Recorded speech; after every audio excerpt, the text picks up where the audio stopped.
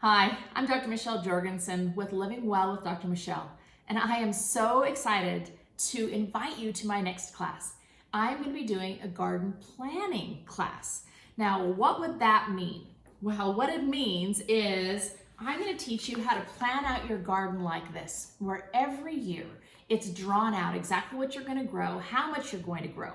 You're going to compare year after year so that you know exactly where things should go, where things should be rotated to allow for good growing, for nutrients in the soil, so that pests don't take over your favorite plants, all of those kinds of things. I'm also going to teach you how to organize your seeds like this. This is something that I do every year, where I organize all of my seeds by planting time. When should you plant? That's what I'm going to teach you as well.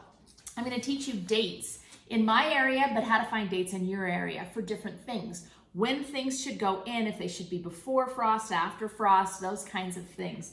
And how long they take if you're going to start starts or seedlings inside, how long they take to grow. I'm going to teach you all of this and more in this garden organization workshop, and I'm so excited for it. It is going to be Thursday, February 25th at 7 p.m. It's going to be on Zoom, so everybody can attend no matter where you live.